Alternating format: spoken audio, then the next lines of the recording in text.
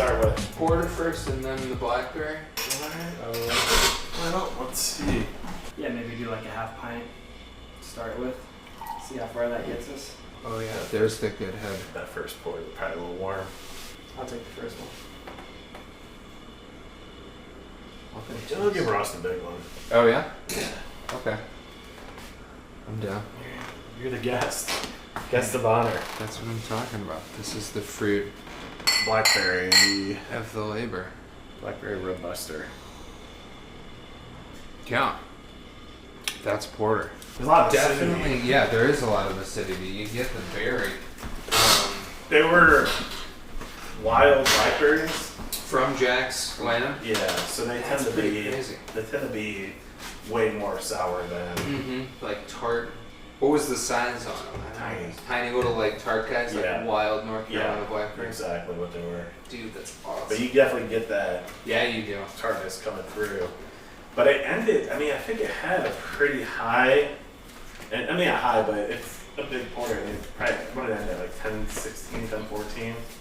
So it means a good amount of residual sugar. You really don't taste it with that acidity. I don't It think. kind of cuts Cuts it. a little boozy bite. Yeah. Dude, it's got a nice sort of like, I guess I would call it like clean taste to it. It doesn't like hang out. It's not like the cloying. You know how Right. porters can really sort of, Yeah, I see what you're saying. if you got a little bit of that kind of sweet off flavor, maybe like that sort of diacetyl vibe, it hangs out a little too Yeah. long and you're like, you kind of need to scrape the tongue. Not with this. This is real nice. Like, Yeah, it's worked out. I'm Really not well. surprised that it's almost gone. I would brew this again in a heartbeat. Yeah. I love this beer. This Yeah. is a great beer. This is my favorite thing that we brewed by far. Especially this time of year, when you're just starting to get into fall, it's a little crisp. You have one of these on like a nice sort of late summer, early fall afternoon. Oh yeah, buddy. Yeah, this has some booze in it too. Yeah, what's the final? Probably a little bit higher than 6.5 would be my guess. But yeah, we'll have to hit those berries up next year to know where they're at now. Yeah, It just takes like 4 hours to get there. And it's worth it. That's what's up. should we move on? Let's do this. The straight up blackout. We brewed this before the eclipse, which is why the blackout. There you go. So that's on 5. Bingo. This math is confusing. I think there's quite a bit of this left. still. Yeah, there's a ton of it. You can fill a full pint if you're feeling it.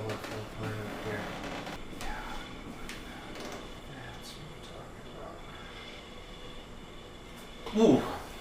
We got a nice pretty head on there. Look at that. You got the good heady one. Oh yeah. Here we go. Wow, really different. What was the grain bill on this? We did some. It was a pretty dark grain bill. I could pull that. Yeah. But you taste it. I mean, those like Chocolate notes. that chocolatey note, that sort of kind of biscuity, caramely. Yeah, kind of Ovaltine. You know what I'm saying? Base was Maris Otter. We had a pound of chocolate malt, Mm-hmm. half pound of Carafa 2, Crystal 120, and a little bit of Crystal 60. It's all Columbus, just a better and hop. Yeah. Yeah, the chocolate That's note very definitely Yeah. perseveres. Mm-hmm. Head doesn't stay around too long though. Dissipated pretty quickly. Remember the last porter we did, which is just start. The one that came out almost like a session porter. Yeah, I do. When we were sitting on the deck, Mm-hmm. I remember with that one, it was that dark beer with the light body. Yeah. It was like, wow, you could warm summer afternoon, you This could was have like a lager. like a heady, yeah, it had that lagery vibe to it. This is like a meal. This is Yeah. like, this will fill you up on a chilly October afternoon. Yeah, it's pretty clean. It's really clean. What yeast was this? It was English Ale WLP 002. Oh, what was our final that being on this? 1016. So you get the sweetness Mm-hmm. on this. But it doesn't like, it But- doesn't hang out for, No, it doesn't, no, but compared to yeah. the other one, like I don't know, maybe if fermentation dried it up even more, or is it Slightly. just that acidity just cuts through that sweetness? Mm-hmm. And you just lose all of it. In a good way. Yeah, but yeah, the head on this, I don't know.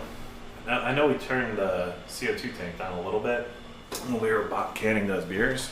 Have you guys ever like messed around with the you know, like the pub tap or like Firkin beers? You mean more like the the- beer engine type deal? That's Yeah, like- totally like English ale kind of cask taps. Uh-uh. This on one of those. Yeah, I'd love to have something like that What's that on what the I list. The beer, like an old timey beer engine. Oh my gosh. Yeah, Like a cask ale, like we cask had ale at, tap. Yeah, it's at Zebulon. Zebulon, yeah. Yeah, I would love to have cask ale on cask all day long. Yeah. That's like my ideal style. Yeah. Low carbonation. Love nitro beers too. Not a bad pour. Yeah. No, On that note. she's alright. Yeah, Really? she'll be real good. Not really my thing, but you like it. I like it. Kyle doesn't like porters though. Well, I love the first porter we did. I thought that was great. And I love the Blackberry porter. Blackberry. However, you know what I think would be best case scenario? Combine the first porter recipe we did. You know, just you would probably just like these blackberries. I think that would less be- robust, less dark malt. Should we switch gears completely? Let's switch Yeah. gears completely. Why not?